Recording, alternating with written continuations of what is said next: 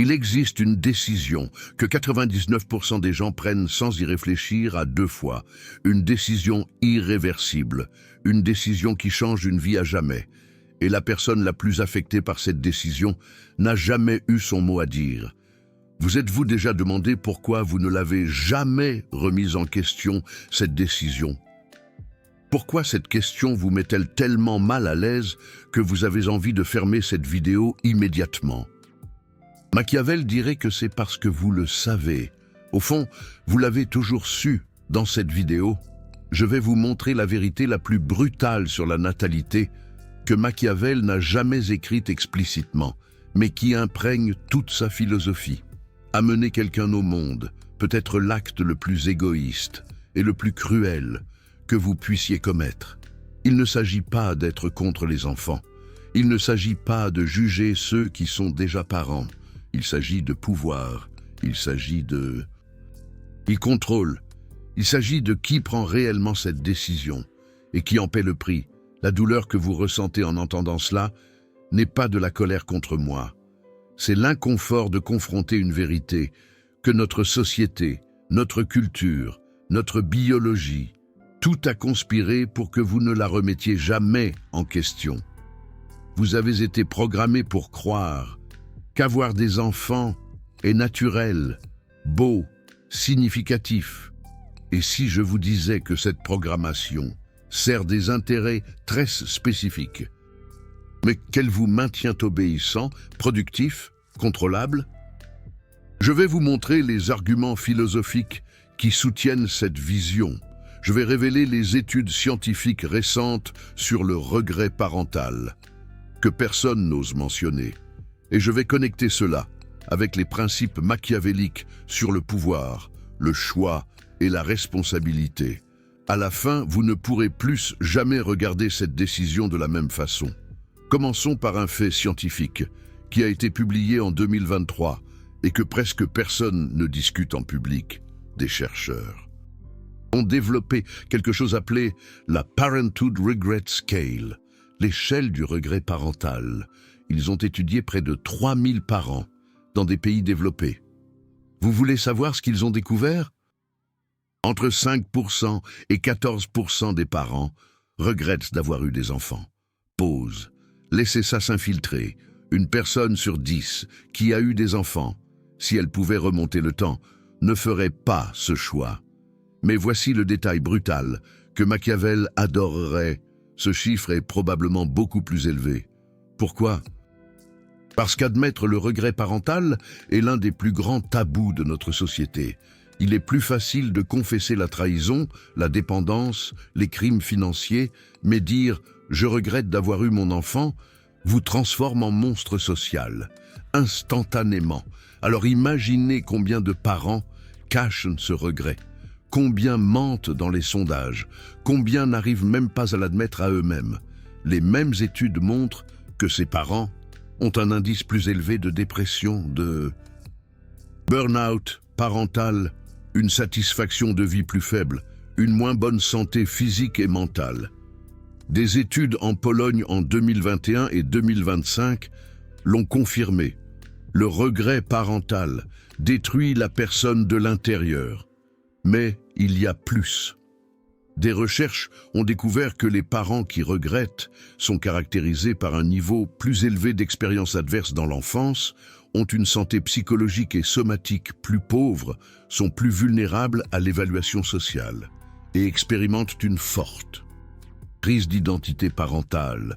Le regret est aussi associé à la situation financière, au statut marital et au fait d'avoir des enfants avec des besoins spéciaux.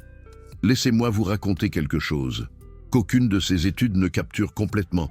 La douleur silencieuse, la mère qui aime son enfant, mais déteste la vie qu'elle a maintenant.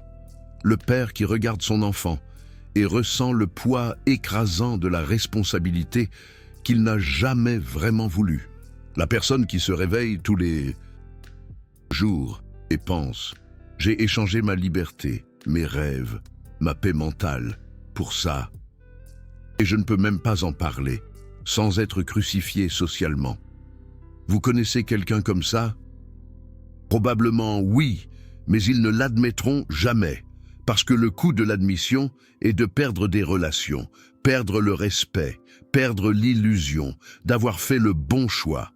Alors ils sourient sur les photos, postent des moments heureux, disent qu'ils ne regrettent rien et meurent un peu à l'intérieur, tous les jours.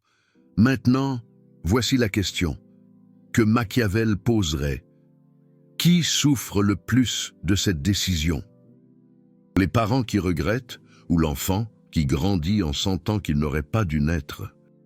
Mais ce n'est que la surface, parce que l'argument le plus brutal n'a pas encore été révélé. Et quand vous l'entendrez, vous comprendrez pourquoi cette conversation est autant évitée. Il existe un domaine de la philosophie, appelé l'antinatalisme. Des philosophes comme Seana Schifrin, David Benatar, Gerald Harrison, des personnes qui ont consacré des décennies à réfléchir sur l'éthique de la procréation. Et ils sont arrivés à une conclusion qui inquiète. La procréation est moralement problématique parce qu'il est impossible d'obtenir le consentement de la personne qui sera amenée à l'existence. Seana Schifrin, dans son travail de 1999, qui est devenu influent dans la philosophie morale, argumente que la procréation impose un dommage non trivial et non consenti à l'individu qui est créé dans le but de lui conférer un bénéfice pur, et ceux qui procréent n'ont pas le consentement hypothétique des individus qu'ils procréent. Réfléchissez avec moi. Dans toute décision éthique, le consentement compte. Vous ne pouvez pas opérer quelqu'un sans consentement. Vous ne pouvez pas prendre l'argent de quelqu'un sans consentement. Vous ne pouvez pas avoir de relation avec quelqu'un sans consentement. Ce sont des violations fondamentales de l'autonomie personnelle, des crimes, souvent, et avec raison, parce que forcer quelqu'un à quelque chose contre sa volonté ou sans sa capacité de choix est un exercice de pouvoir sur un autre être humain. C'est de la domination. Mais vous pouvez créer une personne entière, imposer l'existence, la souffrance, la mort, tout ça, sans le moindre consentement de sa part, de fait, sans la possibilité de consentement. Et ce n'est pas seulement accepté, c'est célébré. C'est appelé une bénédiction, un miracle de la vie. Ah, mais la personne n'existe pas encore. Exact, c'est là tout le point. La personne n'existe pas. Elle ne souffre pas de ne pas exister. Elle ne manque de rien. Elle est dans un parfait état de non-souffrance. Et alors, vous décidez, je vais créer une personne. Pourquoi? C'est la question honnête. Pourquoi? Et voici la première révélation brutale que Machiavel vous donnerait. La plupart des gens ont des enfants pour des raisons complètement égoïstes. Laisser une trace, avoir quelqu'un pour s'occuper d'eux dans la vieillesse, sauver une relation, pression sociale, un accident qu'ils ont décidé de garder, parce que c'est ce qu'il faut faire. Aucune de ces raisons n'a à voir avec le bien-être de l'enfant qui va naître. Toutes ont à voir avec les besoins, les désirs, les peurs des parents. Le philosophe Julio Cabrera, utilisant la logique kantienne, a dit quelque chose de dévastateur. Une personne peut être créée pour le bénéfice des parents, mais il est impossible de créer quelqu'un pour son propre bien à elle. Parce qu'avant d'exister, elle n'a aucun bien, elle n'a besoin de rien. Mais attendez, si c'est vrai, pourquoi toute la société, toute la culture, toute la religion pousse les gens à avoir des enfants? Pourquoi le système est-il autant pro-nataliste? Calmez-vous, parce que la réponse va vous montrer exactement comment vous êtes manipulé. Machiavel comprenait le pouvoir mieux que quiconque, et il vous dirait, les systèmes de pouvoir dépendent de la croissance démographique. Les armées ont besoin de soldats, les économies ont besoin de travailleurs et de consommateurs. Les religions ont besoin de fidèles pour verser des dîmes et perpétuer les dogmes. Les gouvernements ont besoin de contribuables pour financer leur existence. Les entreprises ont besoin de la prochaine génération d'acheteurs.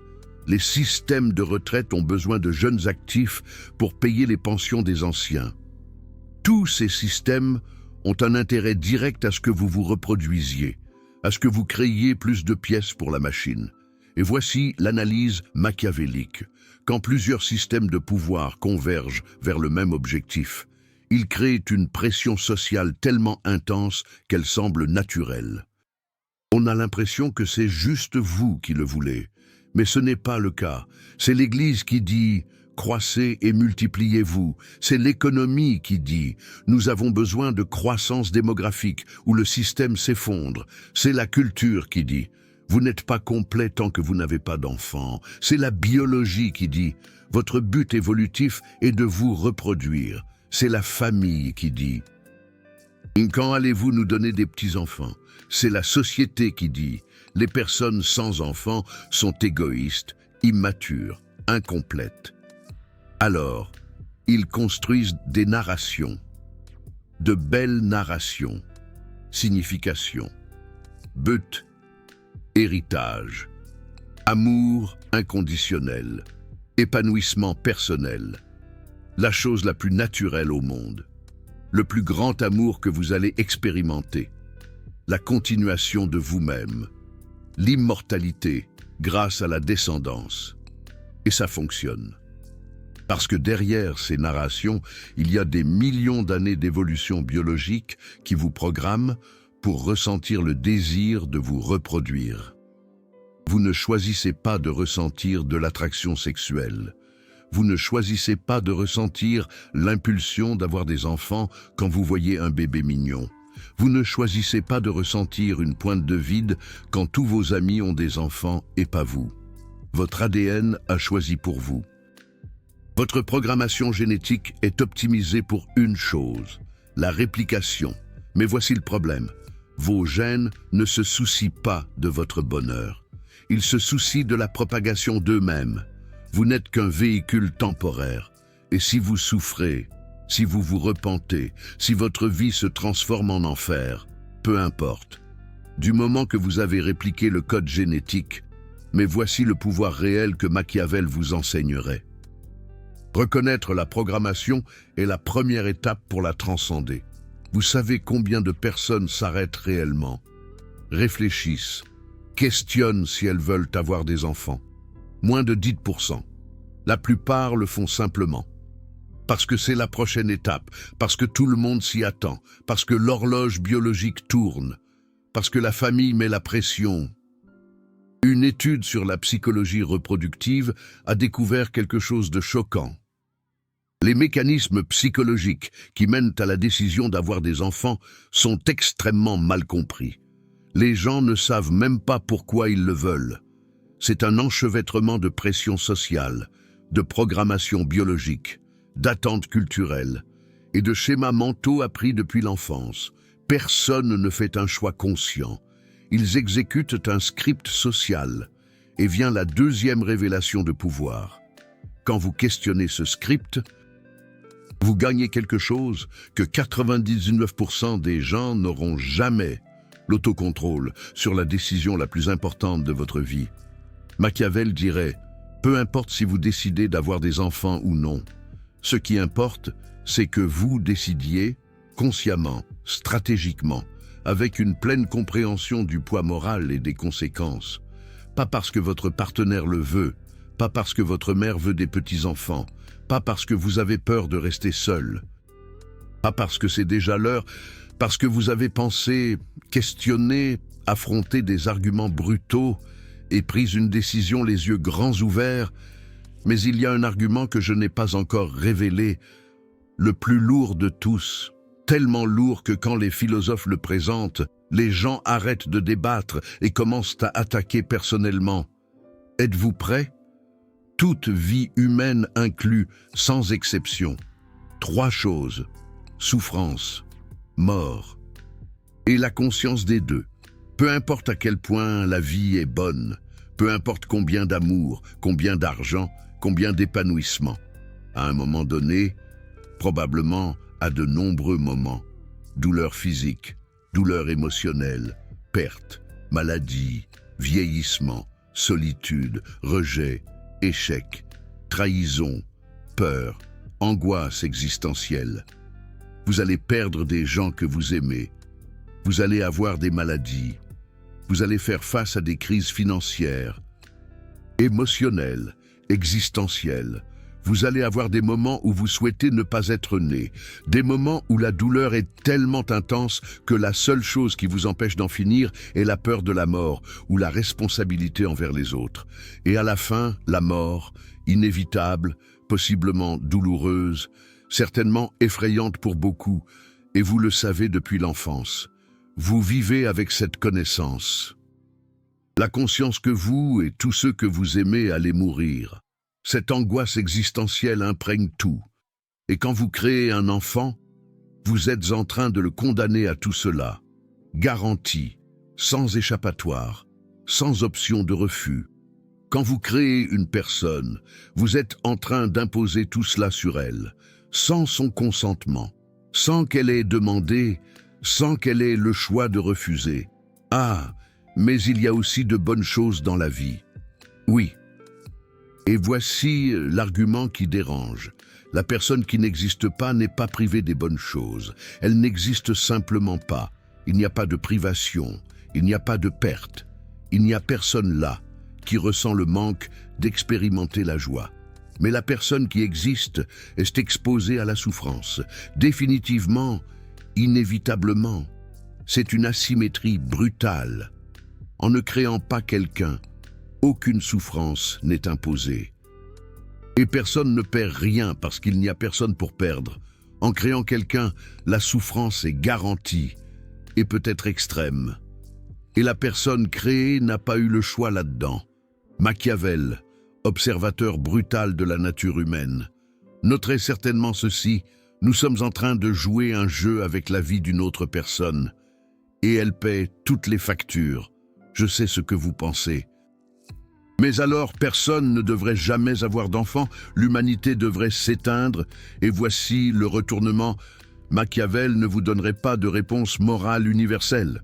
Il vous donnerait le pouvoir personnel de voir clairement. Le but n'est pas de vous convaincre de ne pas avoir d'enfant. Le but est de vous réveiller au poids réel de ce choix, aux questions que vous devriez vous poser et que vous ne vous posez pas. Parce qu'il existe une question finale qui sépare ceux qui ont du courage de ceux qui vivent dans l'illusion. Et je vais la poser maintenant.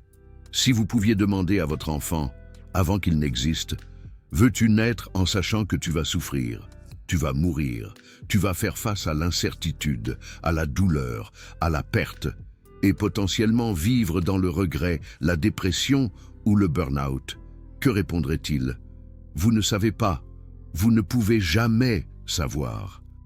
Et même ainsi, vous prenez la décision pour lui, la décision la plus absolue possible, exister ou ne pas exister. Voici l'analyse machiavélique brutale. Dans tout autre domaine de la vie, faire des choix irréversibles pour une autre personne sans consentement est considéré comme une violation. Mais quand il s'agit de créer une vie entière, nous appelons cela de l'amour. Je ne suis pas en train de dire que les parents n'aiment pas leurs enfants. Je suis en train de dire que l'acte de procréation en soi n'est pas à propos de l'enfant. Cela ne peut pas l'être, parce que l'enfant n'existe pas encore. C'est à propos de vous, vos désirs, vos besoins, votre héritage, votre peur de la mortalité, votre pression sociale, vos impulsions biologiques. Et ça, ce n'est pas de l'amour, c'est de la projection. Troisième révélation de pouvoir. L'honnêteté brutale concernant nos motivations est la seule base réelle pour des décisions stratégiques. Si vous envisagez d'avoir des enfants, faites-le en toute connaissance de cause. Admettez que c'est un choix égoïste. Admettez que vous imposez une existence sans consentement. Admettez que vous pariez que la vie sera suffisamment bonne pour justifier la souffrance inévitable. Et alors, Si malgré tout vous choisissez d'avoir des enfants, au moins vous l'aurez fait en conscience, avec une responsabilité réelle, pas avec des illusions romantiques. Mais il y a un problème qui rend tout cela encore plus compliqué. Parce qu'il ne s'agit pas seulement de la décision d'en avoir. Il s'agit de ce qui se passe après, que vous en ayez déjà eu. Vous vous souvenez des études que j'ai mentionnées? 5 à 14% de regrets parental admis. Probablement beaucoup plus en réalité. Voici la cruauté ultime. Une fois que vous avez un enfant, vous ne pouvez plus remettre en question publiquement la décision. Vous êtes pris au piège. Parce que si vous admettez le regret, vous blessez l'enfant, vous devenez un paria social, vous confirmez que vous avez commis une erreur irréversible. Alors, que font les gens? Ils rationalisent, ils justifient, ils se convainquent que c'était la meilleure décision. Ils postent des photos heureuses sur les réseaux sociaux. Ils disent qu'ils ne s'imaginent pas sans leurs enfants. C'est de la dissonance cognitive à échelle industrielle. Parce que l'alternative est insurmontable. Admettre que vous avez imposé une existence à quelqu'un et que vous le regrettez, que vous avez créé une personne qui souffre maintenant et que vous en êtes responsable, que vous êtes tombé dans le piège social et qu'il n'y a pas de retour en arrière. Machiavel comprenait la nature humaine. Il le savait. La plupart des gens préfèrent vivre dans un mensonge confortable, plutôt que d'affronter la vérité brutale. Et voici le rebondissement final qui change tout. Peu importe que vous soyez d'accord ou non avec ces arguments. Ce qui compte, c'est que vous ayez été capable de les écouter sans vous enfuir. Ce qui compte, c'est que vous ayez remis en question quelque chose que 99% des gens acceptent comme incontestable. Parce que cela signifie que vous avez quelque chose de rare. Du courage intellectuel, le courage d'affronter l'inconfort, de remettre en question la programmation sociale, de penser l'impensable. Et ce courage, appliqué à n'importe quel domaine de la vie, est un pouvoir réel. Quatrième et dernière révélation. Le pouvoir machiavélique ne vient pas de suivre des règles morales externes. Il vient de penser stratégiquement aux conséquences réelles. Vous voulez avoir des enfants? Excellent. Mais sachez pourquoi. Sachez quoi vous faites. Sachez les risques et assumez une responsabilité totale. Vous ne voulez pas avoir d'enfants? Excellent. Mais que ce soit un choix conscient, pas une fuite de responsabilité ou une peur déguisée en philosophie. Ce que Machiavel condamnerait, ce n'est pas d'avoir ou de ne pas avoir d'enfants, c'est de faire n'importe quel choix important sans réfléchir. C'est d'être une marionnette de force que vous ne reconnaissez même pas. Vous venez de passer 15 minutes à affronter l'un des tabous les plus lourds de la société. Vous avez vu des études scientifiques qui prouvent que le regret parental existe et détruit des vies. Vous avez découvert des arguments philosophiques que peu ont le courage de présenter. Vous avez compris la mécanique sociale qui vous pousse vers des décisions que vous n'avez jamais remises en question. Ce type de contenu n'existe pas sur une chaîne d'auto-assistance motivationnelle. N'existe pas dans un vlog de famille heureuse, n'existe pas dans un endroit qui dépend de l'approbation sociale pour survivre. Cela existe ici parce que j'ai un engagement envers une seule chose, la vérité brutale sans filtre social. Même quand ça fait mal, même quand ça incommode, même quand 90% des gens vont détester rien qu'en lisant le titre. Le super thanks là, en bas, ce n'est pas seulement un soutien financier, c'est vous qui dites « J'ai besoin de plus de contenu comme ça, un contenu qui me traite comme un adulte capable de penser, un contenu qui n'a pas peur d'aller au fond des vérités inconvénientes. » Quand vous cliquez sur cette icône, vous financez de la philosophie réelle appliquée au pouvoir personnel. Vous garantissez que cette chaîne continue de produire ce que les autres n'ont pas le courage de produire. Vous n'êtes pas seulement un spectateur. Vous êtes quelqu'un qui a choisi de penser au lieu d'accepter, et cela vous place dans une catégorie complètement différente. Alors, comment appliquez-vous cela dans la pratique? Comment utilisez-vous cette perspective machiavélique pour prendre de meilleures décisions concernant la procréation ou toute autre grande décision de la vie? Technique 1. Le test du consentement hypothétique. Avant toute grande décision qui affecte une autre personne, demandez-vous: si je pouvais obtenir le consentement total et informé de cette personne, serait-elle d'accord? Si la réponse est « je ne sais pas » ou « probablement pas », vous avez déjà une information précieuse. Cela s'applique non seulement à avoir des enfants, mais aussi à impliquer des personnes dans des projets, des relations, des affaires. Imposez-vous votre volonté ou créez-vous un choix véritable? Technique 2. L'inventaire brutal des motivations. Énumérez toutes les raisons pour lesquelles vous voulez faire quelque chose d'important, pas les belles raisons que vous racontez aux autres, les raisons réelles, les égostes, les laides. Prenez du papier et un stylo. Divisez-le en 2 colonnes. Colonne 1. Les raisons que vous évoquez publiquement. Colonne 2. Les raisons réelles que vous admettez à peine à vous-même, parce que c'est seulement quand vous admettez les motivations réelles que vous pouvez évaluer si elles justifient l'action et ses conséquences. Exemple réel, une personne veut avoir un enfant parce que sa relation se refroidit et elle pense qu'un enfant va unir le couple. Sa mère fait pression pour avoir des petits-enfants depuis des années et elle est fatiguée de la pression. Tous ses amis ont déjà des enfants et elle se sent exclue des conversations et des rencontres. Elle a peur de le regretter à 50 ans si elle n'en a pas. Elle veut se sentir nécessaire et importante pour quelqu'un. Elle veut combler un vide existentiel qu'elle n'arrive pas à combler autrement. Elle veut laisser une trace dans le monde, mais n'a pas réussi à le faire professionnellement. Maintenant, regardez cette liste. Aucune de ces raisons n'a à voir avec le bien-être de l'enfant qui va naître. Elle concerne tous les besoins émotionnels de l'adulte. Cela ne rend pas la personne mauvaise. Cela la rend humaine. Mais cela signifie aussi que la décision est prise pour des raisons qui ne vont probablement pas soutenir les 18 ans ou plus de responsabilité totale. Pire, beaucoup de ces raisons garantissent de la souffrance. Un enfant ne va pas sauver une mauvaise relation. Un enfant ne va pas combler un vide existentiel permanentement.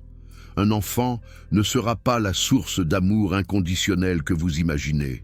Les enfants grandissent, se rebellent, déçoivent, s'éloignent. Et alors, qu'est-ce qu'il vous reste? La réalité que vous avez créé une personne basée sur vos besoins qu'elle ne pourra jamais combler. Maintenant, faites le même exercice pour toute décision importante, changer de carrière, se marier, divorcer, se faire opérer, investir des fortunes, énumérer les motivations réelles, les laides, celles dont vous avez honte, et seulement alors, décider si elles justifient l'action et ses conséquences. Technique 3. La visualisation du pire scénario. Machiavel planifiait toujours pour le pire.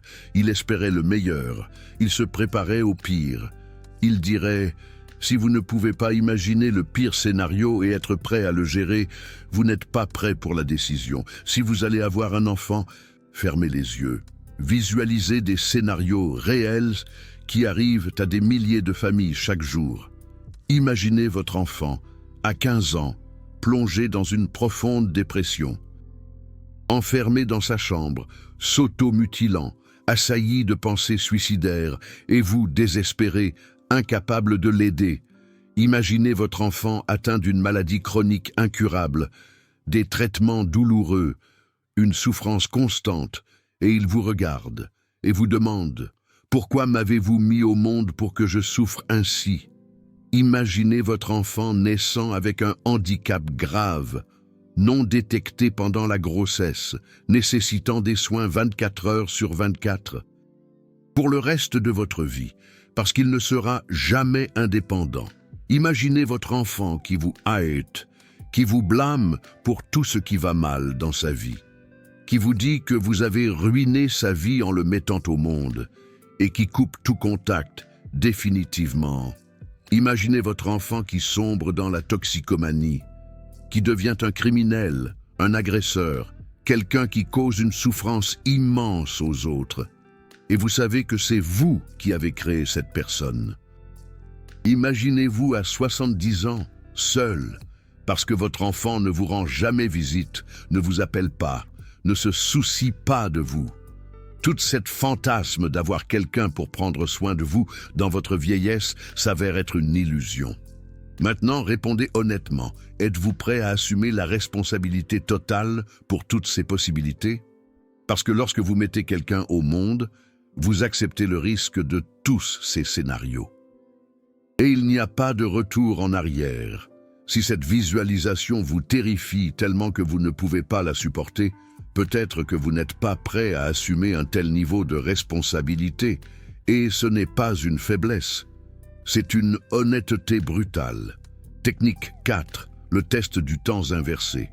C'est une technique puissante. Imaginez que vous avez 80 ans. Vous regardez en arrière, sur votre vie, dans les deux options possibles. Option A, vous avez eu des enfants. Comment cela s'est-il passé? Cela en valait-il la peine? Les sacrifices, le stress, les soucis, l'argent, le temps, la liberté perdue, tout cela en valait-il la peine? Le referiez-vous? Option B, vous n'avez pas eu d'enfant. Comment cela s'est-il passé? Le regrettez-vous? Avez-vous l'impression d'avoir manqué quelque chose d'essentiel? Ou avez-vous l'impression d'avoir vécu une vie plus libre, plus authentique, plus alignée avec ce que vous êtes vraiment? Quelle version de vous-même à 80 ans est la plus en paix, la plus épanouie, la moins remplie de regrets? Et voici l'astuce. Quelle version parvenez-vous à imaginer avec le plus de clarté et de positivité? Parce que votre esprit le sait déjà, vous n'êtes tout simplement pas à l'écoute. Application immédiate. Si vous n'avez pas d'enfant, réservez une journée entière pour y réfléchir, sérieusement. Lisez de la philosophie antinataliste, lisez des arguments pronatalistes, remettez en question vos motivations, et seulement après, avec une clarté totale, décidez. Si vous avez déjà des enfants, assumez la responsabilité totale. Ne romancez pas, ne fuyez pas. Reconnaissez que c'était votre choix d'imposer une existence et qu'il est maintenant de votre obligation de minimiser la souffrance et de maximiser le bien-être de cette personne que vous avez créée. Pas parce qu'elle vous doit de la gratitude, mais parce que vous avez assumé cette responsabilité lorsque vous avez décidé de la concevoir. Comme le dirait Machiavel, c'est un devoir envers votre propre création. Si vous envisagez d'avoir des enfants, appliquez les 3 techniques ci-dessus avant de prendre toute décision. Et si malgré tout, vous décidez d'en avoir, faites-le avec une conscience totale du poids moral, pas avec des illusions. Car comme l'affirmait Simone de Beauvoir, on ne naît pas femme, on le devient. De même, on ne naît pas parent, on le devient avec toutes les responsabilités que cela implique. C'est la question qui sépare ceux qui pensent de ceux qui répètent. Si vous pouviez demander à votre enfant avant qu'il ne naisse, « Veux-tu exister ?» en sachant que tu vas souffrir et mourir, que répondrait-il? Commentez votre réponse, honnête, et préparez-vous à un débat brutal dans les commentaires, parce que ce sujet fait exploser les cerveaux. Team, oui, la vie vaut la peine. Ou team, on ne peut pas savoir, donc on ne devrait pas imposer. De quelle équipe êtes-vous?